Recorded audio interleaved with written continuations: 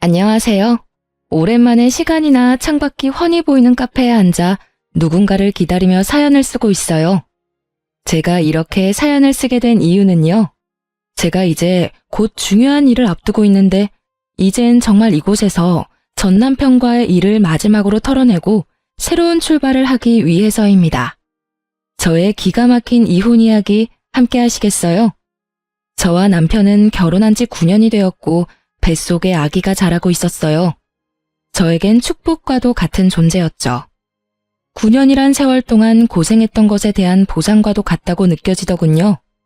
23살, 당시 남자친구였던 남편은 군대를 전역을 하자마자 운 좋게 취업이 되었고, 어리고 사랑에 미쳐있던 저는 남편과 서둘러 결혼을 하게 되었죠. 아직 세상과 남자를 모르는 어린 딸과 한 가정을 책임지기엔 어렸던 아들이 서로 결혼을 하겠다는 소식은 부모님들에게 받아들일 수 없는 충격과도 같은 사건이었어요. 양가 부모님들은 저희의 결혼을 반대하셨고 저흰 끝까지 결혼을 밀어붙였죠. 결국 시댁에서는 저희의 고집에 백기를 드셨고 친정에서는 끝까지 반대를 하셨어요. 하지만 남편에게 눈이 멀어버렸던 저는 부모 형제를 등지고 결혼을 강행하게 되었고 결국 부모님과 언니 오빠는 결혼식에는 참석해 주었지만 그 뒤론 거의 연을 끊다시피 하고 지냈습니다. 시댁에선 저희를 도와줄 능력이 되지 않았고 저흰 그 누구의 도움을 바라지 않고 오롯이 저희의 힘으로 가정을 꾸려나갔어요. 지금 생각해보면 참 열심히도 살았네요. 23살, 그 어린 나이에 친구도 멀리하고 이 일 저 일 가리지 않고 닥치는 대로 돈만 벌었어요. 그렇게 6년. 이를 악물고 힘을 합쳐 열심히 산 결과 저희에겐 저희 명의의 집이 생겼고 그 집에서 보내는 첫날 밤에 저와 남편은 그간의 세월을 돌아보며 서로를 보듬어 주었습니다. 여보, 정말 고생 많이 했어. 나 같은 놈한테 시집와서 남들 다 놀 때 일만 죽어라 일만 한다고 고생만 했네. 이제 집도 생겼으니 당신은 조금 쉬어. 나만 고생했어? 당신도 같이 죽어라 이래놓고선. 기억나? 우리 왜 결혼해서 원룸에서 처음 시작했을 때 30살 되기 전에 꼭 우리 집 갖자고 했었잖아. 그 꿈 이루기 위해 우리가 얼마나 열심히 살았는데 당연히 기억하지. 와, 그땐 정말 꿈만 같았는데 결국 이뤘어. 그것도 1년이나 빨리 말이야. 당신 덕이야. 당신이 함께 힘내줘서 생각보다 빨리 이렇게 살 수 있었어. 그래서 말인데 이제 당신 쉬면서 임신 준비하는 게 좋지 않을까? 임신? 하긴 더 늦어지면 더 힘들겠지? 그럼 이제부턴 마음 편하게 지내면서 몸부터 좀 만들자. 맛있는 것도 많이 먹고 좋은 곳도 다니면서 말이야. 열심히 살다 보니 29살의 나이가 되었고 조금 여유로워진 생활에 저흰 임신 준비를 하기로 했어요. 마음만 먹으면 당연히 될 것만 같았던 임신은 쉽지 않았고 계속되는 실패에 처음엔 괜찮다고 서로를 위로하던 말들도 점차 사라지더군요. 그렇게 남편과 저는 몸도 마음도 점점 지쳐만 갔고 어느새 한 줄뿐인 테스트기를 보곤 말 한마디도 없이 다음 배란일이 언제인지 달력만 들여다보고 있더군요. 그런 저희의 모습을 자각했을 땐 이미 남편과 저는 기계와도 같은 의무적인 관계를 가지는 사람 그 이상 그 이하도 아니었습니다. 그 당시 임신이란 열심히만 하면 뭐든 다 이뤄낼 수 있다고 믿어 의심치 않던 남편과 저의 신념을 그야말로 산산조각을 내는 것이었고 그랬기에 거듭되는 실패에 더 큰 좌절과 함께 지쳐가게 되었죠. 그렇게 지쳐가던 어느 날 오랜만에 화장대에 앉아 거울을 가만히 보는데 30살도 되지 않은 파릇해야 하는 여자가 아닌 40대는 좋게 되어 보이는 암울한 세상에 찌들 대로 찌든 여자가 앉아있더군요. 안쓰럽더군요. 얼마나 정신없이 살았으면 제 모습이 이렇게 변해가는 동안 거울 한 번 제대로 본 적이 없나 싶은 마음이 들어서요. 그때야 그런 생각이 들었어요. 이렇게 살아서 뭐하나. 이러려고 그렇게 이를 꽉 깨물고 죽어라 열심히만 살았나 하고요.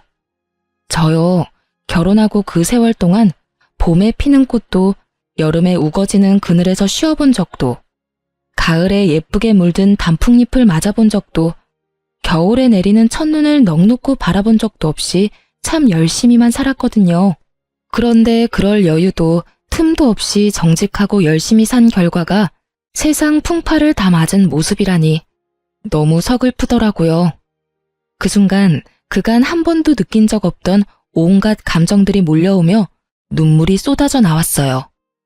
지나간 세월이 후회스러운 건 아니었지만 제가 너무 불쌍해서 눈물이 멈추지 않더라고요.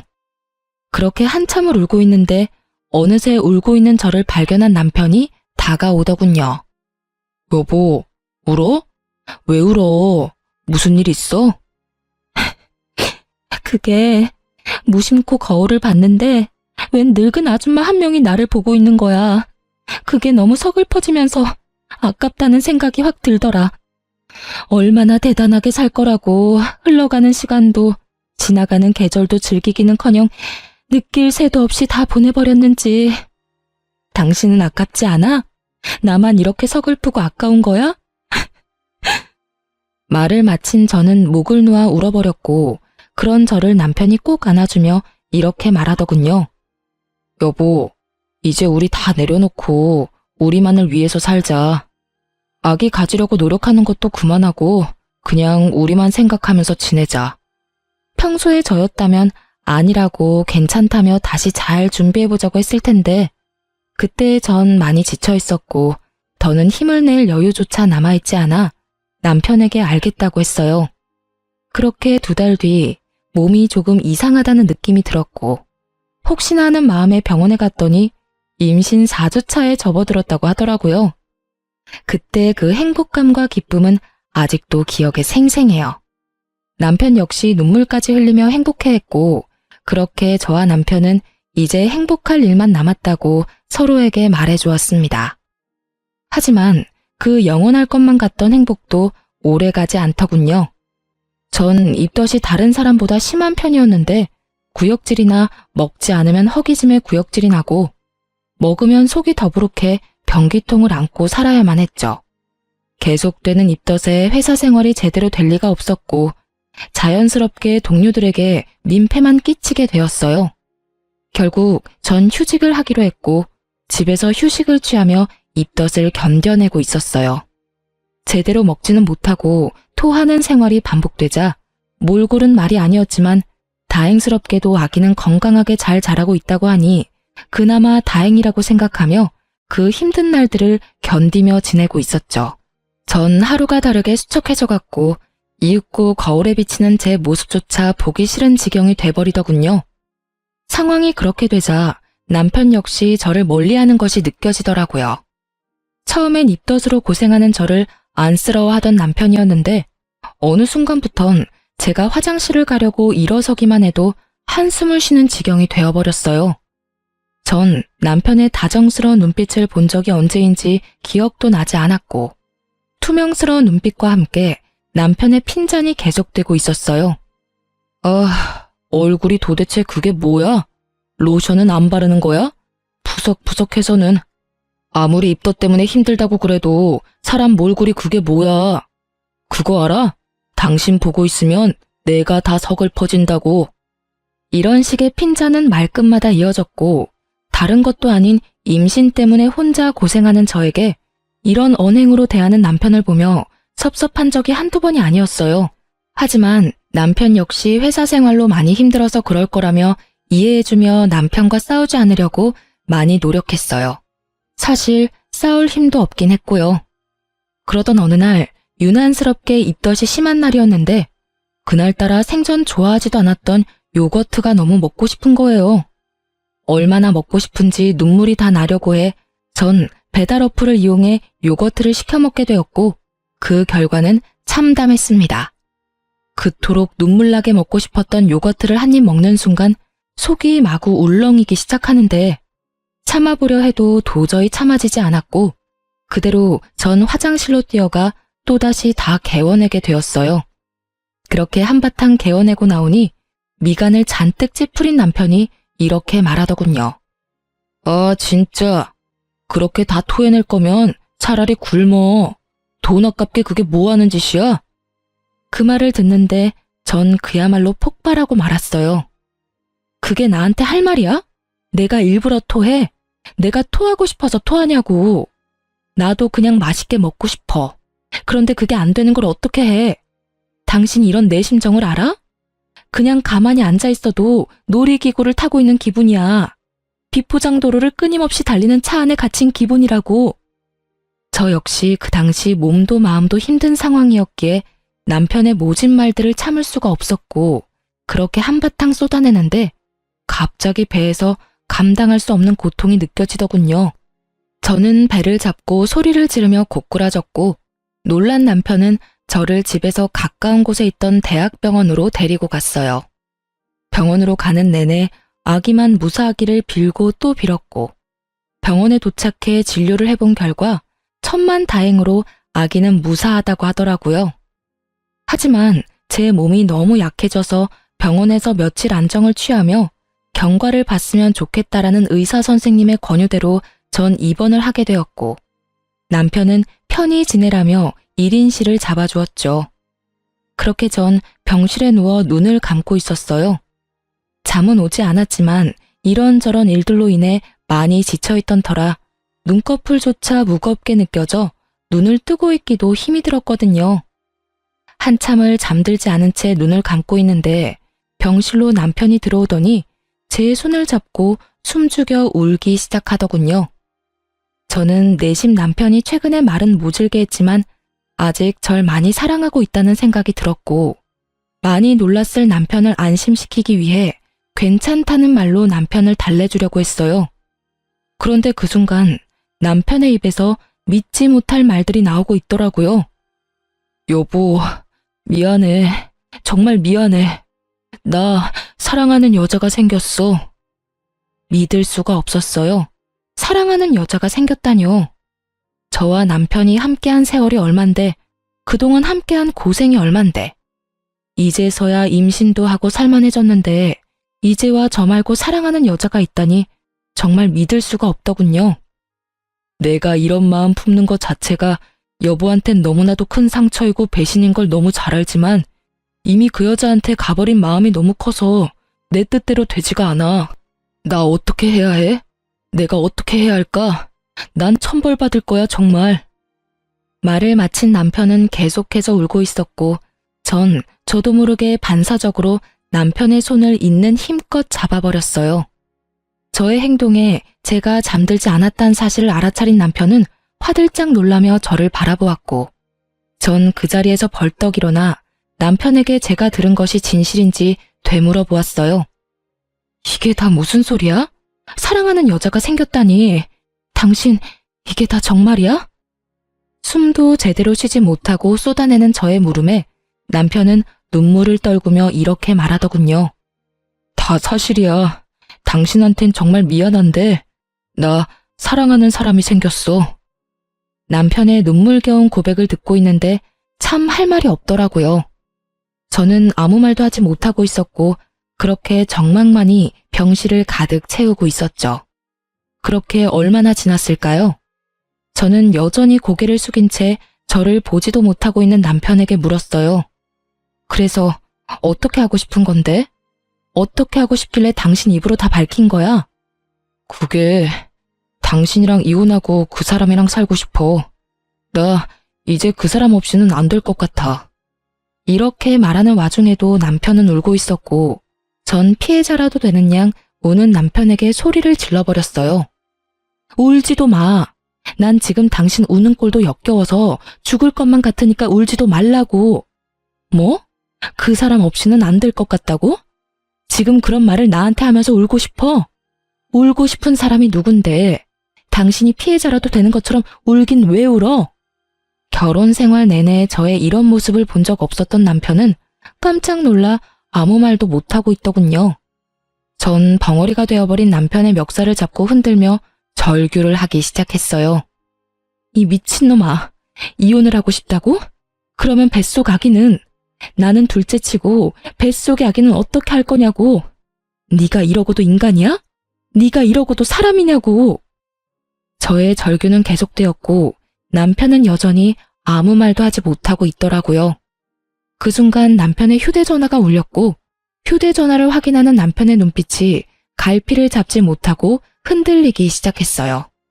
전 직감적으로 상간녀라는 것을 알았고 제가 그 자리에서 죽는 꼴을 보기 싫다면 당장 전화를 받으라고 했어요. 제 말에 남편은 망설이는 듯 하더니 통화 버튼을 눌렀고 그 순간 저는 남편의 휴대전화를 빼앗아 스피커 버튼을 눌러버렸어요. 자기야, 놀라지 마. 나 임신했어. 테스트기가 두 줄이길래 병원에 가보니까 임신이래. 나 너무 좋아서 눈물이 다 나는 거 있지? 어쨌든 나 지금 집인데 빨리 좀 와줘. 상간녀는 울고 있더군요. 환희에 찬 기쁨의 눈물을요. 상간녀의 임신 소식이 병실을 가득 메우고 남편의 얼굴엔 순간이었지만 화색이 돌더군요. 하지만 그것도 잠시 남편은 제 눈치를 살피며 표정이 굳어져 갔고 상간녀의 빨리 와달라는 말과 함께 전화는 끊겨버리고 말았어요. 다시 찾아온 정막. 남편은 안절부절 못하며 제 눈치를 살피기 바쁘더니 조심스럽게 입을 떼더라고요. 여보, 나 잠시만 나갔다 올게. 진짜 아주 잠시면 돼. 조심스러운 말과는 달리 행동은 재빨랐고 빠르게 사라지는 남편의 뒷모습을 보며 전 그 자리에서 쓰러지고 말았습니다. 다시 정신을 차려 눈을 떴을 땐 혼자였고 제가 일어난 것을 확인한 간호사분이 담당 의사 선생님을 불러오시더군요. 산모님, 괜찮으세요? 정신이 드세요? 그 걱정스러운 눈빛과 물음들을 듣는 순간 눈물이 터져 나왔고 전 괜찮다는 말도 하지 못한 채 울어버렸습니다. 그 와중에도 다행인 건지 불행인 건지 아기는 무사했고 전 이 모든 상황들을 저와 함께 해준 아기를 지키기로 했어요. 물론 저 혼자서요. 남편과의 이혼은 피할 수도 피할 마음도 없었기에 저는 마음을 단단히 먹기로 했어요. 제가 첫 번째로 한 일은 흥신소를 통해 상간녀를 알아보는 일이었어요. 남편이 꽁꽁 숨기고 있는 그 여자가 어떤 여자인지 궁금해 미칠 지경이었으니까요. 며칠 뒤 흥신소에서 연락이 왔고 상간녀에 대해 알려주더라고요. 상간녀는 남편이 군대 가기 전 잠시 다녔던 대학에 함께 다니던 친구였는데 얼굴도 예쁜데 집도 부자여서 유명했다고 하더군요. 그 당시 남편을 좋아하는 여자가 있다고 들었던 것이 떠오르며 그 여자가 상간녀였음을 깨달았죠. 대학 졸업도 하지 못한 남편이 왜 대학 모임까지 나가게 된 것은 모르겠으나 알아본 바론 두 사람은 대학 동창회 모임에서 다시 재회해 그날 이후부터 만나기 시작했고 그 만남의 시점이 제가 임신한 직후라는 것을 알게 되었죠. 여기까지도 놀라운데 더 놀라운 사실이 기다리고 있더군요. 남편과 상간녀는 이미 살림도 차린 상황이었는데 그 집은 상간녀가 마련한 집으로 그야말로 저만 물러나준다면 모든 것이 다 해결되는 분위기라는 것이었어요. 심지어 남편은 상간녀와 본격적인 만남을 시작하며 회사까지 그만둔 상태였고 그런 남편에게 상간녀는 투자를 해주어 현재 남편은 돈 걱정 없이 사업 준비를 하고 있는 상황이라는 것까지 알게 되었죠. 그쯤 되니 궁금해지더군요. 상간녀에게 향하는 남편의 마음은 연심인지 욕심인지. 그것이 뭐든지 간에 저의 비참한 마음은 같았고 그럴수록 저는 더욱 강해졌어요. 태어난 지가 언제인데 얼굴도 비추지 않던 남편은 웬일인지 다 늦은 밤에 집으로 들어오더군요. 남편의 표정, 숨소리, 손짓, 발짓. 그 모든 것들이 오늘이 우리의 마지막이라는 것을 보여주고 있었고 이윽고 남편의 입에서 이런 말이 나오더라고요. 여보, 우리 이혼하자. 이혼하자는 마당에 여보 소리는 잘도 한다. 내가 아직 당신한테 여보이긴 해? 그렇게 비꼬지 마. 나 마지막까지 당신이랑 얼굴 붉히고 싶지 않아. 참, 그러면 지금 내가 웃어야 해? 당신 마음 편해지라고 미친년처럼 하하호호 웃어줘야 해? 그런 말이 아니잖아. 나는 그저 좀 더 이성적으로 대화를 하자는 말이었어. 당신 보니까 내 욕심이 과했네. 우리 이혼하자. 당신이 이혼만 해주면 이 집을 포함해서 그동안 모은 재산은 당신 다 줄게. 이거 말고 그 사람이 당신한테 따로 위자료도 두둑하게 챙겨준다니까 제발 이혼만 해줘. 그래, 하자 이혼. 얼마나 줄지 기대할게. 그런데 나 한 가지만 물어봐도 돼? 당신은 우리 아기는 안 궁금해? 그 충격을 받고 무사한지, 무사하다면 앞으로 어떻게 할 예정인지, 낳을 건지 어떻게 할 건지 그런 건 궁금하지도 않아?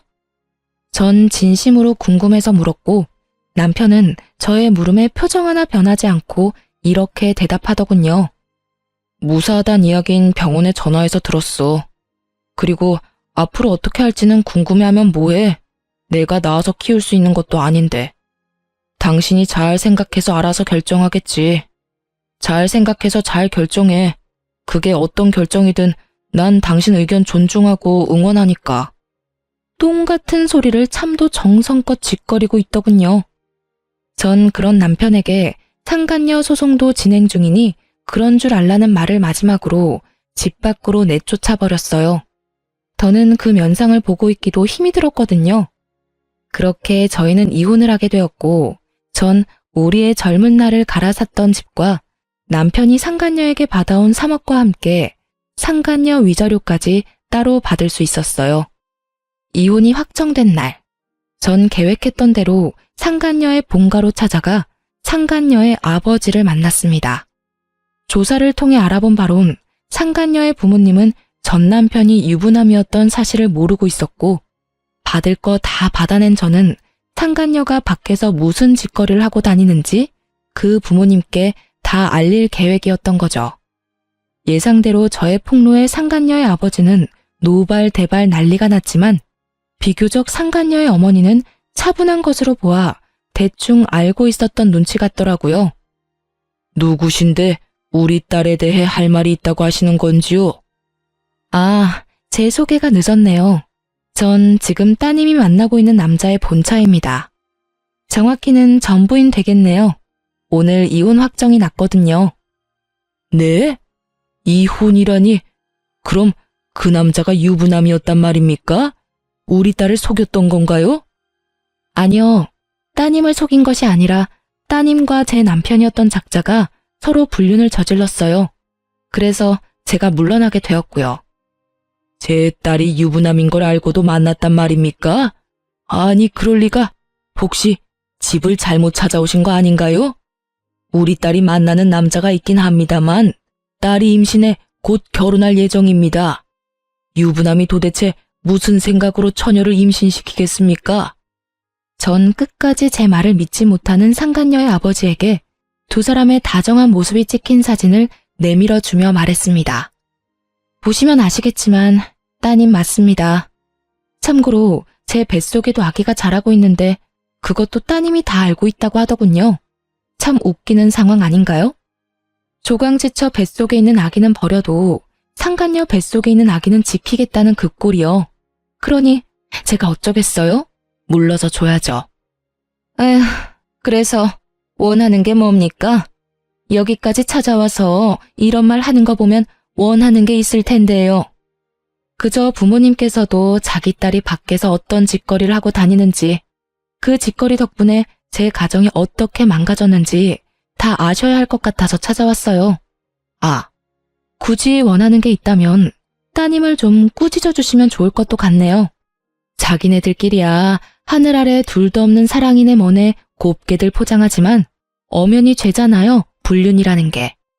그러면 따님 교육 제대로 해주세요. 갑자기 찾아와서 죄송했습니다. 저는 그대로 집을 나왔고 제가 현관문을 나오는데 머리끝까지 화가 난 상간녀의 아버지가 상간녀의 어머니를 쥐잡듯 잡으며 당장 상간녀를 부르라고 고함을 치는 소리가 들려오더군요. 그 소리를 들으며 집으로 돌아오는 발걸음이 얼마나 가벼웠던지 모릅니다. 그렇게 집으로 돌아온 전 이사할 예정이라 중요한 짐을 따로 추리고 있었고 상간녀에게 모든 이야기를 들은 전 남편이 역정을 내며 집으로 들어오더군요. 너 진짜 미쳤어? 돈은 다 받아 처먹고 뭐? 그 집을 찾아가? 네가 제정신이야? 이딴 식으로 행동할 거였으면 돈을 왜 받아갔어? 돈은 돈이고 이건 다른 문제지. 그 부모들도 알아야 하지 않겠어? 하나뿐인 외동딸이 밖에서 무슨 짓거리를 하고 돌아다니는지. 그래야 자식 교육을 똑바로 하지. 그래도 이건 너무하잖아. 꼭 이렇게까지 해야 했어? 군말 없이 이혼해줬는데 이 정도도 하면 안 돼? 너 때문에 지금 그 사람 아빠한테 붙잡혀서 질질 끌려갔어. 어쩔 거야? 어쩌긴 뭘 어째. 눈물이라도 흘려줘? 그거 참 안 됐다고 위로라도 해줄까? 그런 걸 원하니? 진짜 너 하여튼 오늘 일 때문에 그 사람 뱃속에 있는 아기라도 잘못됐다간 가만 안 있을 테니 그런 줄 알아?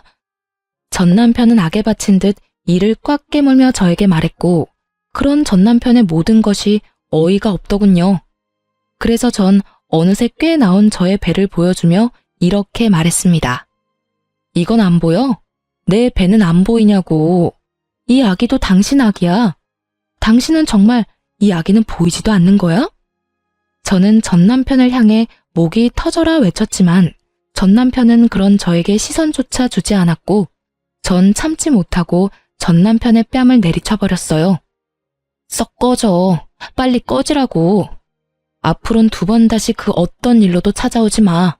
한 번만 더 찾아오는 날엔 당신하고 그 여자 얼굴 온 세상이 알도록 인터넷에도 다 퍼뜨려버릴 테니까. 알겠어? 제 말에 남편은 저를 한번 흘겨보곤 나가버렸고 그 후론 전 남편이 찾아오는 일은 없었습니다. 한바탕 소란이 지나간 후 기다리고 기다리던 이삿날 아침이 되었고 제 소식을 어떻게 안 것인지 그간 연락을 끊고 살았던 엄마와 언니 그리고 오빠까지 집으로 찾아왔더군요. 저를 본 엄마는 저의 등짝을 때리며 우셨고 그런 엄마를 언니와 오빠는 말려주며 그저 저를 꼭 안아주었습니다. 이거사, 이게 뭐야 도대체. 그러게 그렇게 말렸거늘 고작 이런 꼴이나 당하려고 이런 꼴이나 보이려고 가족들 다 버리고 나갔던 거야? 엄마, 그러지 마. 막내 임신 중이라잖아. 배 안 보여? 그래 엄마, 진정 좀 해. 몇 년 만에 보는 건데 애를 때리긴 왜 때려? 9년 만에 듣는 가족들의 목소리에 하염없이 눈물이 나더군요. 많은 감정이 섞인 눈물이었지만 가장 큰 감정은 당연히 미안함이었어요. 그렇게 가족 마음에 못을 박았으면 잘 살기라도 했어야 했는데 9년 만에 보인 꼴이 그런 꼴이라 죄송하고 미안하더라고요. 그렇게 한참을 울던 저희 가족은 감격스러운 재회는 잠시 미루고 이사를 서두르기로 했어요. 이삿짐 직원분들이 오셔서 저는 재회의 기쁨과 슬픔에 젖어 있을 틈이 없었거든요. 그렇게 부른 배를 부여잡고 바쁘게 움직이고 있는데 육설과 함께 전 시모가 저에게 다가오고 있더라고요. 야, 이 미친년아. 네가 내 아들 앞날을 망쳐놓고 무사할 줄 알았어? 이러면서 제 머리채를 잡는데 그 순간 빈혈기가 돌며 별이 다 보이더라고요. 전 시모의 흥분은 극에 달해 있었고 저에 대한 원망과 함께 욕설들은 끊임없이 쏟아져 나오고 있었어요. 너 때문에 내 아들이 쫄딱 망하게 생겼어. 네가 그 집 찾아가서 다 말하는 바람에 내 며느리도 내 아들도 그 집에서 쫓겨나 버렸다고. 그게 어떻게 잡은 기회인데 네 년이 다 책임져. 다 책임지라고. 그 뒤로도 전 시모는 끊임없이 하소연과 함께 원망들을 쏟아냈고 이야기를 들어보니 모든 사실을 안 상간녀의 집에서는 상간녀에게 해주던 모든 지원을 끊어버렸고 2사람이 살고 있던 집마저 뺏어버렸다고 하더군요. 한순간에 거지 신세가 된 2사람이 집으로 찾아가 빌어봤지만 상간녀의 집에선 2사람이 헤어지지 않는 이상 상간녀 역시 없는 자식으로 여기고 살 것이라는 답만 돌아왔고 상간녀는 하는 수 없이 전 시댁으로 들어와서 살고 있다고 하더라고요. 한평생 고생이라곤 모르고 산 상간녀가 전 시댁의 환경에서 산다는 건 고역과도 같은 일일 테죠.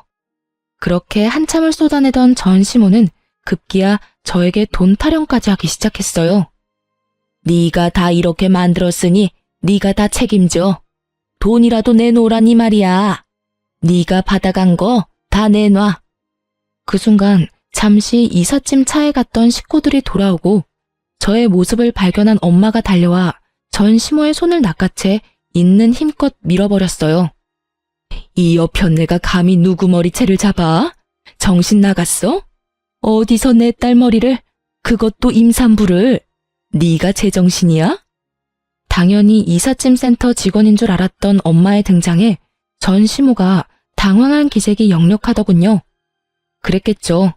한평생 가족에게도 버림받았다며 저를 알게 모르게 무시했던 전시모였는데 이렇게 든든한 가족의 등장에 당황스러울 법도 했겠죠. 전시모는 바닥에 고꾸라진 채로 우리 가족을 차례로 훑고 있었고 화가 머리끝까지 난 언니가 자신의 직업이 경찰이라고 밝히며 이렇게 말하더군요. 아줌마, 한 번만 더 내 동생한테 욕하고 때리면 수갑 채워서 체포할 테니 각오하세요. 참고로 그렇게 잡혀가시면 합의는 없습니다. 아시겠어요? 이런 언니의 말에도 정신을 차리지 못한 전시모는 끝까지 돈 타령을 해대고 있었고 전 무슨 돈이냐며 물었죠. 다신 오지 않을 테니 돈 내놔. 돈만 주면 오라고 해도 안 올 테니. 무슨 돈을 달라고 이 난리세요? 그걸 몰라서 물어? 이 집 팔았으면 돈이 있을 거 아니냐? 엄연히 그 돈에 내 아들 목도 있는데 왜 모른 척을 하니? 그거랑 이혼할 때 받아간 3억, 그것도 내놓거라. 정말 뱃속의 아기만 아니었다면 욕이라도 실컷 해주며 있는 힘껏 한 대 때리고 싶더라고요. 다른 것도 아닌 위자료 내놓으란 말을 당당하게 하는 전시모의 모습을 보는데 화가 머리끝까지 나며 어이마저 없더군요. 아줌마, 잘 들어요. 그 돈은 내 뱃속에 있는 이 아기의 몫이자 내가 23살부터 이때까지 단 하루도, 단 1분도 제대로 쉬지 않고 열심히 살았던 날의 몫이자 하루아침에 배신당하고 갈기갈기 찢어져 버린 내 마음의 상처에 대한 약값이에요. 그러니까 절대 한 푼도 줄 생각 따위 없어요. 정 그 돈이 탐나고 갖고 싶으면 소송을 거세요. 저는 코웃음을 치며 전시모에게 말했고 제 말이 끝나자마자 변호사인 오빠가 나서 제 변호를 자처하고 나서더군요. 참고로 제 동생 변호는 제가 맡도록 하죠. 마침 그 분야가 제 전문이라 자신 있거든요. 그러니 언제든 소송 걸고 싶으면 걸도록 하시죠. 애꿎은 제 동생 괴롭히지 말고 법으로 이야기하자 이 말입니다. 전시모는 꽤 많이 당황한 눈치이더군요. 그럴 수밖에 없는 것이 상견례도 없었고 결혼식에선 가족들을 따로 소개할 시간도 소개를 받고 싶어하는 마음도 없었기에 저희 가족들의 직업, 형편에 대해선 전혀 알지 못했거든요. 그 뒤론 연을 끊고 지내다시피 했으니 저희 친정이 꽤 산다는 것을 전혀 모르고 있었으니까요.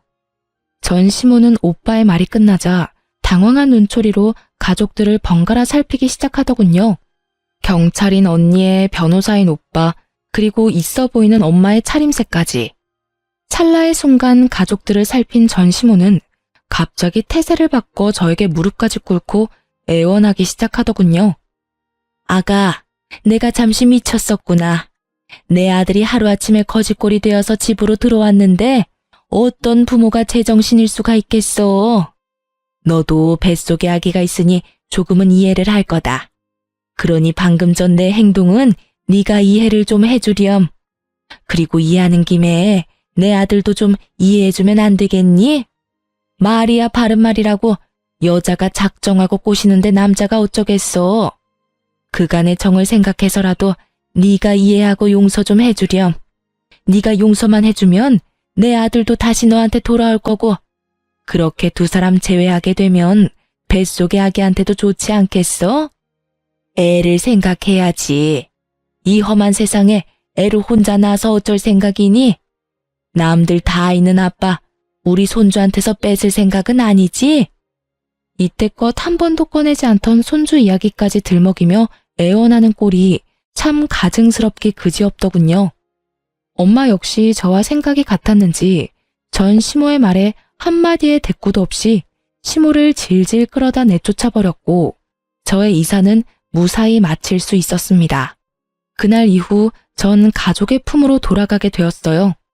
이미 사버린 집은 새를 주기로 했고 가족의 뜻에 따라 친정에서 지내게 된 것이죠.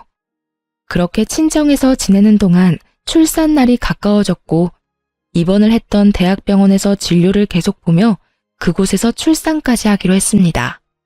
출산을 하기 전 마지막 진료날, 언니와 함께 병원에 갔는데 그곳에서 전 생각지도 못한 사람을 만나게 되었어요. 그건 바로 상간녀와 전 남편이었어요. 그토록 화려하고 당당하던 상간녀의 모습은 온데간데 없이 사라지고 행색이 초라한 배불뚝이 여자가 전 남편과 옆에 자리하고 있더군요.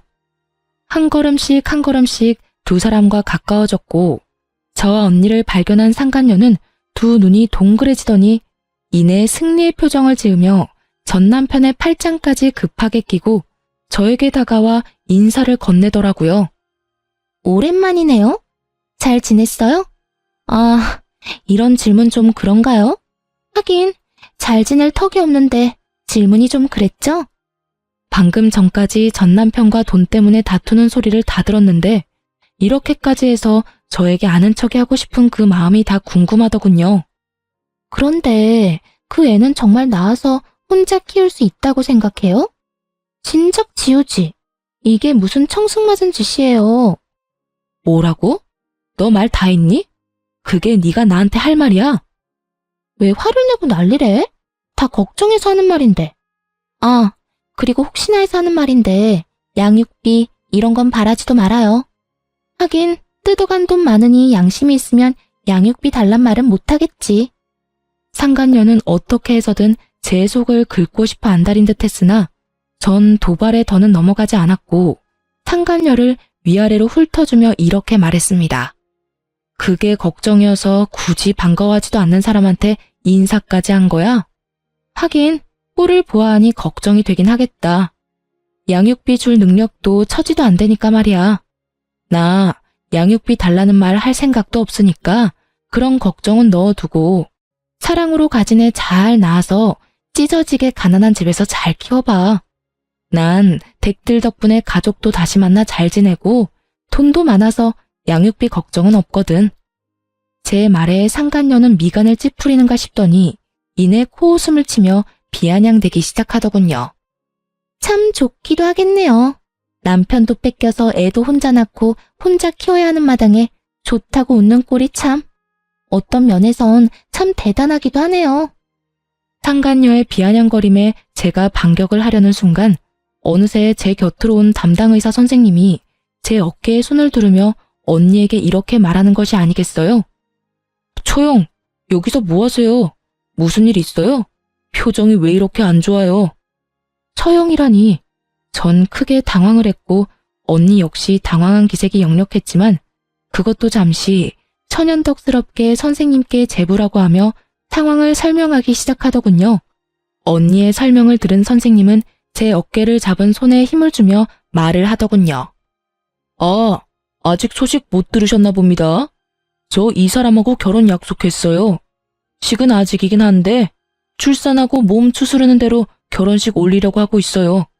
원하신다면 청첩장 나오는 대로 보내줄 테니 와서 자리를 빛내주는 것도 좋을 것 같네요. 언니 못지않게 선생님은 천연덕스럽게 연기를 펼쳤고 선생님의 말에 이때껏 입 한 번 떼지 않고 있던 전 남편이 저를 향해 말을 하더군요. 여보, 이게 다 사실이야?